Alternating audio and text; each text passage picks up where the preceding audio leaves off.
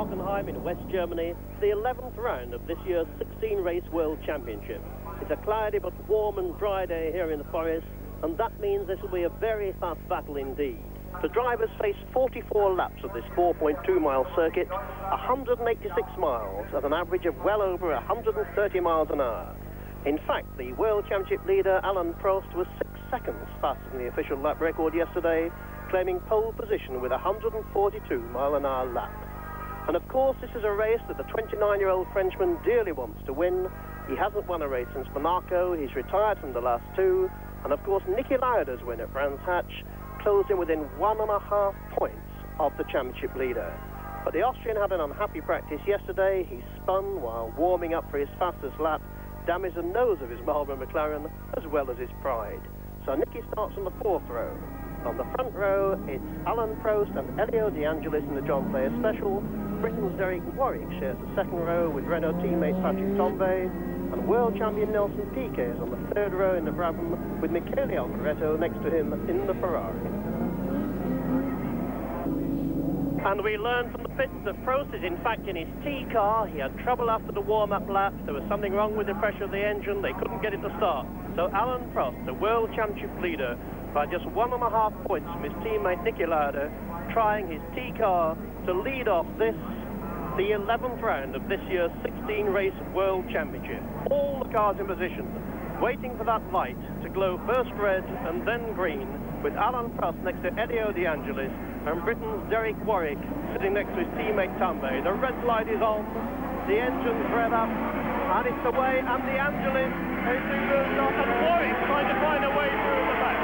Derek Warwick pressing De Angelis, can't get past him, Prost takes it, and Elio De Angelis, the John Player Special, is in the lead, followed by Prost, followed, I believe, by Derek Warwick. James, what about that start? Very clean start. These turbos are very difficult to get off the line. I think you can probably hear all the popping and banging as they get the revs up when the green light goes on, but it was a very even start. Lauda made quite a good start in the middle, but didn't really make any progress.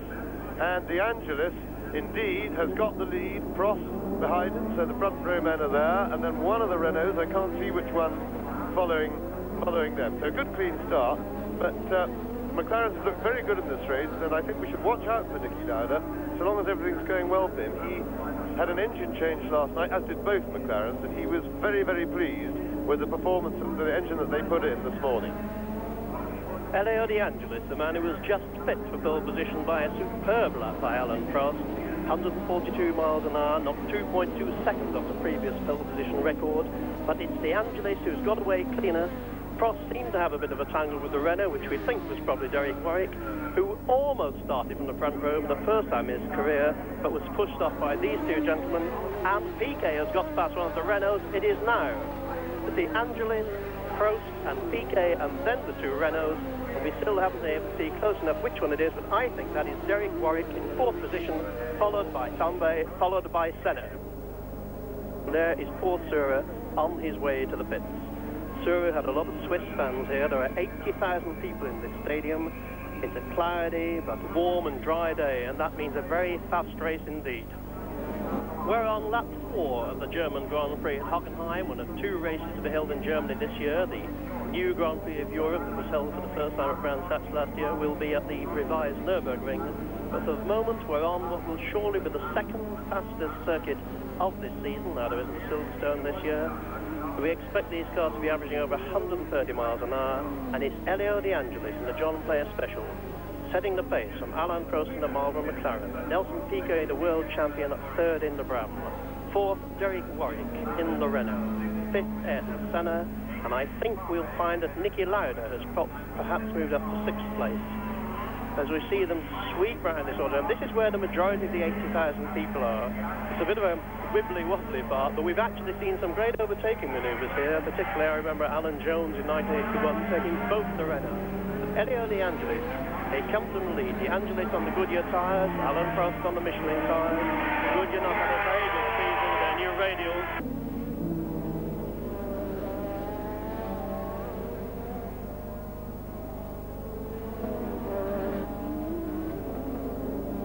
And there is Senna backed up, and he looks to have hit that barrier pretty hard. The corner takes his steering wheel off. That's quite normal. There's detachable steering wheel to facilitate getting out of the car. I think something, yes, his rear wing, I think, may have fallen off the car already, because Senna went off on the straight there, and so that was a clear case, pretty certain that there was something went wrong with the car. And what a great shame for Senna to lose control on the straight. I suspect his rear wing went. Grand Prix racing has really, this year, got more competitive and closer between the cars' relative performances than it's been for some 8 years. And this is providing us, as one would expect, therefore, with a very good season indeed. We're getting some terrific racing and a jolly good close-fought championship. And we couldn't ask for a better opening list, with Piquet trying to get past Prost. Piquet trying there to get past Prost to get into second place. Nelson Piquet, who's had only 4 finishes this season, but 2 wins. And this really reflects the championship itself. De Angelis third in the championship. Prost, of course, leading the championship. And Piquet, who definitely needs a win here today, 7th in the championship. And Piquet is the only one of these 3 drivers who's ever won here. There are 5 past winners in this race. Lauda, Lafitte, Piquet, Tambay and Arnoux. It's an interesting point, James, that nobody has ever won this race twice. Really? Well, I didn't know that. It hasn't been going that long here. We used to be at the Nürburgring, and I think future German Grand Prix will be going back there. So if anybody wants to do it, they better do it soon. In the meantime, the 3 leaders have constantly been up together, and I think we'll be seeing some overtaking pretty soon. De Angelis now is weaving about, not trying to push anybody off, but purely trying to break the toe, to discourage Piquet from Prost from following him, which he won't do because Prost is bright enough to follow it. This is difficult. And Prost is quick to the straight. Oh, and he's blown up. And that looks like a blow-up. Looks like a pretty comprehensive blow-up for Elio De Angelis. Turbo's on fire. Shouldn't get the rest of the car going. That's oil from the turbo burning. And Piquet having a look inside Prost, having taken advantage of all the schmozzle. Piquet was trying to pounce on it. So that's very bad luck on Elio De Angelis, but in fairness, I don't think he'll be going home moaning. He's finished every race this year, and he'd be well advised to pull up the park, quite honestly, rather than driving that thing round on fire, risking a bigger fire, to say nothing of possibly dripping oil all over the circuit. I think he's pulling up now there. And Nelson Piquet's in front. Nelson Piquet took the lead while we're watching that fire. This is lap 8 of the 44-lap German Grand Prix, and Nelson Piquet, the reigning world champion, as we see De Angelis' car in a turn. Why he doesn't fall off, I don't know, but in the middle of the director watching that, we've seen Piquet take the lead, and De Angelis trying to limp back to the pits, but that can't do the track any good at all. And there's the Ferrari of Alboreto, sadly, into the pits, and the Ferrari mechanics all over it, and it's being pushed away. All of a sudden, Theo Fabi, as well as Keke Rosberg, is moving up into contention. Fabi in 4th or 5th place. Nigel Mansell has moved up to 9th place, and Fabi, of course, had a very good practice. He was 4th fastest. Fabi is 29, he's from Milan, and of course he's been commuting to and from the Atlantic because he's been driving the American Championship Racing Series in the Indianapolis cars. And the bad news for British fans, Jonathan Palmer has just gone into the pits in front of her. And Rosberg is out. Rosberg has joined the casualties. Oh, and I see Keke Rosberg walking rather dejectedly along the pit road now from our commentary position, so he's obviously parked his car elsewhere, and he's back. Walking back there, I was right, Giancarlo Ginzani is out of the race. So Senna, Sura, De Angelis, Lafitte, Ginzana, Palmer, Rosberg, Gartner and Alboreto, all out of this German Grand Prix at Hockenheim. And Prix now pulling into the pit. James, this really is taking its toll, isn't it? Yes, it's a great pity, but the fact of the matter is we do expect a fairly high mechanical failure rate at Hockenheim. The circuit is very hard on the cars. And Nigel Mansell, out of your picture, as indeed is every car at the moment, is now 7th. He has just taken René Arnoux, so Nigel Mansell is 7th. Moving up very well after a problem in practice. Firstly, he couldn't get any power from his car on the first day. Yesterday, in the few minutes left, he was walked, but he was happy with the car. We had dinner with him last night. He was in rider's form. He felt everything was going well. This is the sort of circuit he likes. He was hoping it wouldn't rain because there's nowhere worse than Hockenheim in the rain. The rain goes up off these tyres and comes straight down into the faces, the visors of the drivers, and it's really impossible when you're a long way back on the grid, which of course Nigel was. He was on the 8th row, but now he's lying 7th. Lauda, as we've said, the man in your picture, only qualified on the 4th row. The tyres they have now for qualifying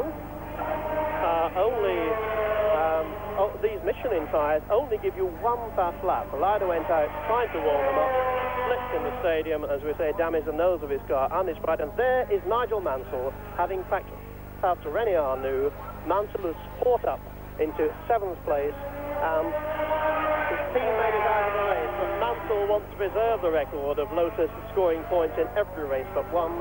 One of the big problems, big worries for the drivers who are currently out there is the reliability, mechanical problems that this circuit presents. We've seen an exceptionally high failure rate so far, and I think Alan Prost is a little bit closer to Piquet this time. In fact, I think Piquet might be slowing down, or is he? Prost seems to be close to him. I know the picture foreshortens the gap a bit, but you will see Lauda is now visibly closer to the pair of them, and I think Piquet is struggling. Yes, James, without any doubt. Prost is closing on Piquet. We're on lap 22 of this German Grand Prix. Lauda, you see there on your picture why Lauda caught up, got up 133 mile an hour lap. Not quite as fast as 142 for pole position, but certainly an improvement on anything we've seen before. And the lead has changed exactly as you forecast. Something is wrong with Piquet. Prost has taken the lead on lap 22 of this Grand Prix. Piquet is 2nd, and Lauda must surely now be chasing Piquet to move up on his teammate, James. Yes, and that is a great shame for the World Championship, because for those enthusiasts of us who aren't particularly biased one way or the other, I personally just like to see close racing and close results and get plenty of excitement in it. Lauda is now moved up to 2nd place. I don't know whether Piquet will be able to keep going. We can't see anything obviously wrong with his car, but Niki Lauda is also closing in on Alan Prost, and that, of course, if he can get past him and win this race, that will open up the championship to a certain extent, but it will only make it into a battle probably between the two McLarens, because Piquet is beginning to run out of races, although he's got his good circuits to come.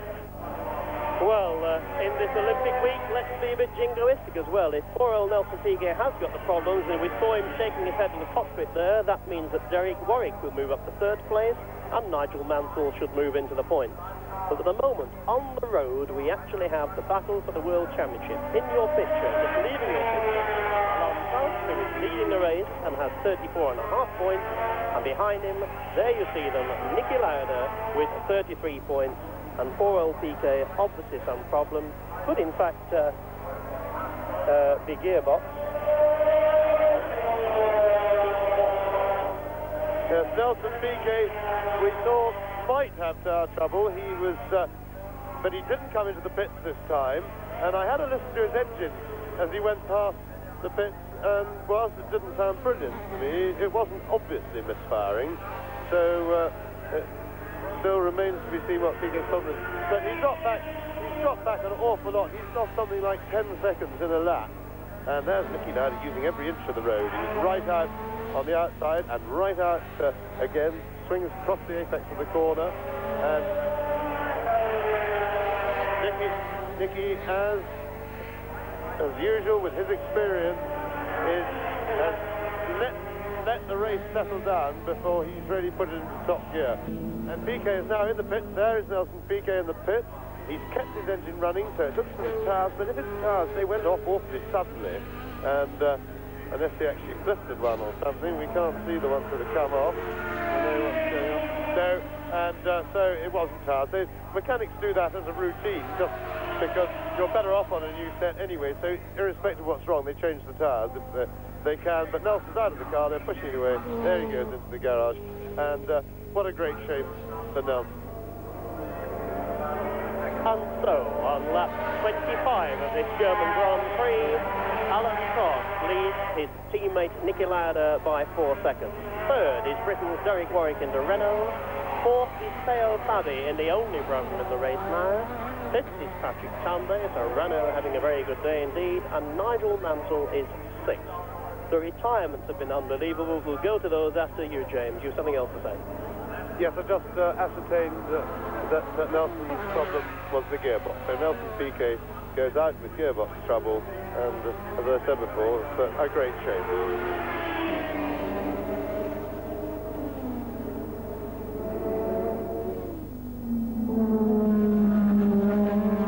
We've had 11 dropouts. Senna, Schurer, De Angelis, Lafitte, Palmer, Rosberg, Gartner, Alboreto, Ginzani, Patrese, and now Piquet. And Mansell, looking at my stopwatch, is now only 1.6 seconds behind Tambay, fighting for 5th place. And of course, there are now 3 Renault engines in the top 6. Not a bad day for Renault. I suppose the question is, can their gearboxes last? That's been their problem this season. Well, the gap is coming slowly but inexorably down between the two Marlboro McLarens. And this is Theo Fabi. Well, they're ready with tyres for him. Whether he's got any other problems or not, we don't know. We can't tell from here. Fabi is getting out of the car, so whatever his problem is, it looks terminal. No, that's Fabi out of the car and out of the race.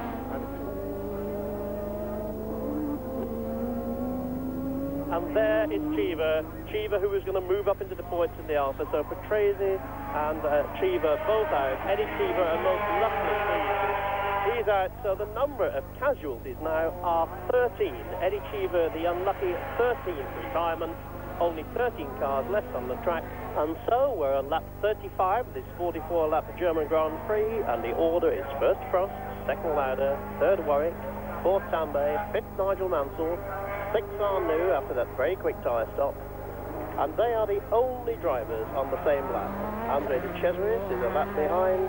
And his teammate Francois Hainaut is really chasing him. Then Stefan Johansson is ninth in the 5th car in the Tyrrell.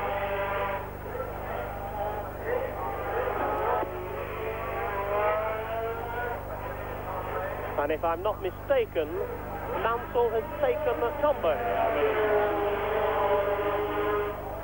Johansson been into the pit. There is Mansell, moving past ahead of Tambay. So Nigel Mansell has moved up to 4th place. His teammate led at the start, and now Mansell has moved up to one of his best positions of the season. Nigel has not had the greatest season. Well, his teammates had amazing reliability. Nigel seems to have had all sorts of problems. He's had 3 finishes only. He was 3rd at San Marino. He had pole at Dallas at 4th. He led Detroit, he led Monaco. But now he's lying 4th. And he splits the Renaults of Warwick and Tambay. Prost, Lauda, Warwick, Mansell, Tambay, Arnoux. And James, Prost goes relentlessly on.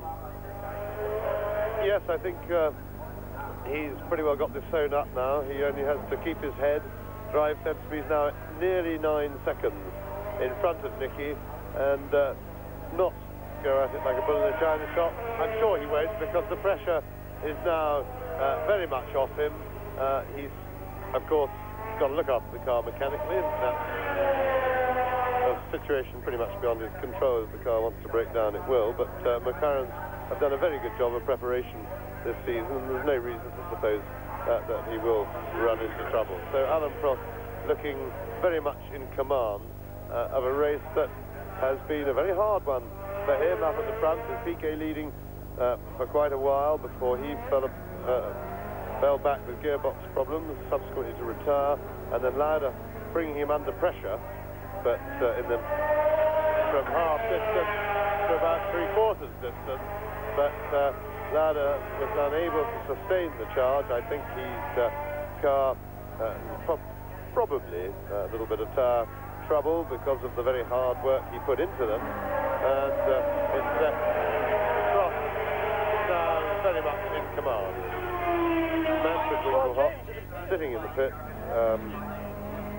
for the umpteenth time. He's been limping round this Grand Prix, but I suppose it is the German Grand Prix and he is German, that they found it necessary to take time off the race try and get an interview with him. It's not easy through a helmet and face mask, fireproof face mask that he's wearing there, and all rather irrelevant because, sadly for him, he's never been in contention today anyway.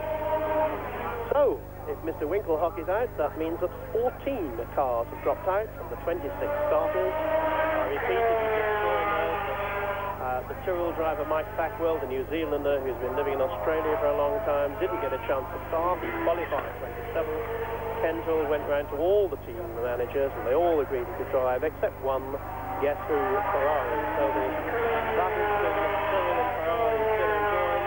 Only one Tyrrell in the race, but it's young Stefan Johansson, the Swede, and he is ninth. The full order now on lap 38 of this Grand Prix. First, as you can see in your picture, Alan Prost. Second, his teammate Niki Lauda in the second Marlboro McLaren. Third, Britain's Derek Warwick. Fourth, Britain's Nigel Mansell. Fifth, Patrick Tambay. Sixth, Rene Arnoux, but Arnoux is a lap behind. Only 5 of the drivers on the same lap. As we see Niki Lauda coming up to try and lap Arnoux yet again. And hopefully he'll let him through. There's no reason for him not to, James.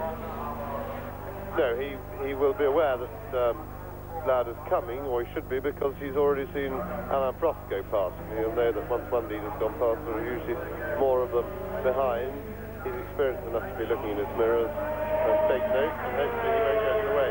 Gap now exactly 9 seconds between the two McLarens, but I think Prost will now be tuning it from the front, judging the gap and getting to the line as slowly and carefully as he can without letting Lauda overtake him. And so with 9 seconds in hand and only 5 laps to go, that puts Prost in a pretty almost impregnable position, except for potential of the ever-present possibility of mechanical failure.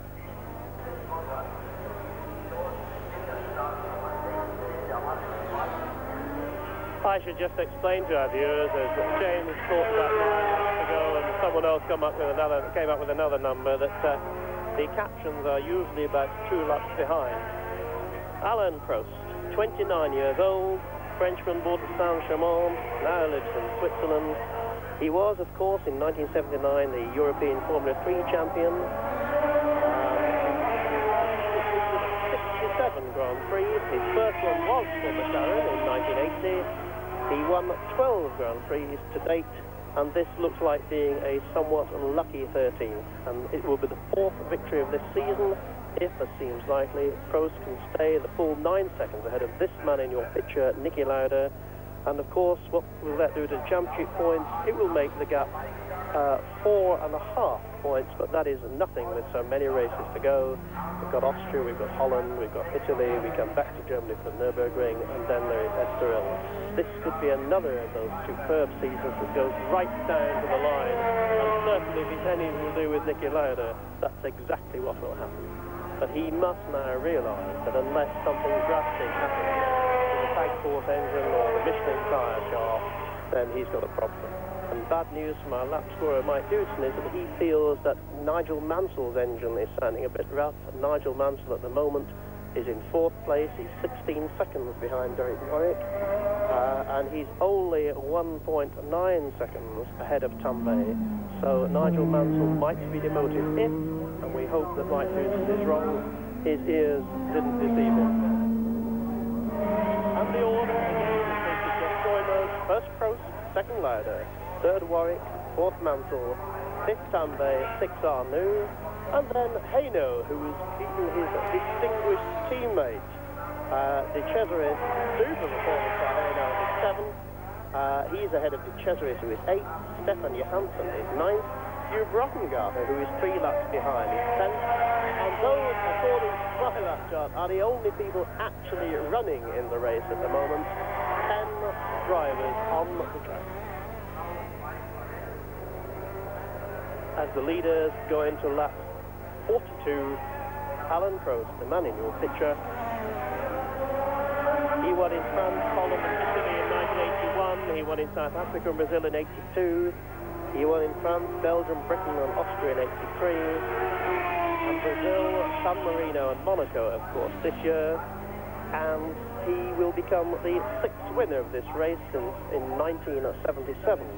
After a skirmish in 1970, just once they had the race here at Hockenheim. That was won by the late, very great Jochen Rindt. And they started bringing the Grand Prix back here in 1977. Nürburgring, as you know, was closed after the horrendous Niki Lauda accident. It's a race that James Hunt, my co-commentator, won. And then Niki Lauda came back here the next year and won here in front of an adoring German crowd.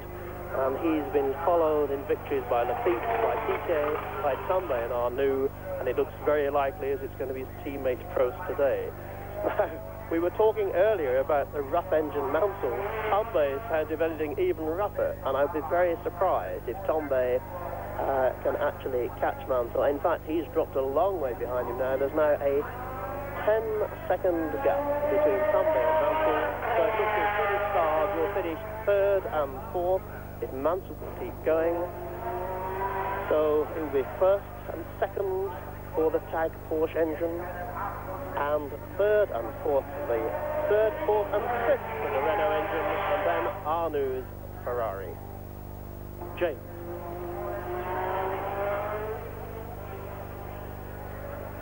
Well, very fast in the microphone now. And one of the problems we have here, we're sitting in the grandstand right above the start-finish line, and we get so much wild sound. I couldn't hear what he asked me about. But this is one of the worst circuits for us. We spend a lot of time with no real idea of what the other chap's saying, so we have to do a lot of guessing. There is Alan Prost on his way. Victory. A very comfy 10 seconds advantage over Niki Lauda. The superiority of the Marlboro McLaren really underlined once again. But as we said earlier, it's not a 1978 type repeat where the Lotus just had a huge speed advantage and was an infinitely superior car. This is really down to the fine work that the McLaren team have done. The car is probably the best chassis in the business, but only by a small amount.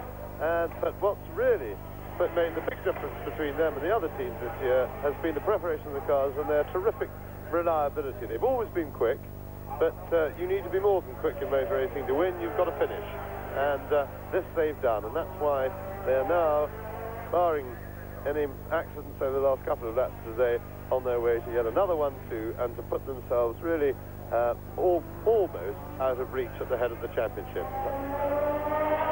Yes, so Alan Prost is now on the last lap of this German Grand Prix.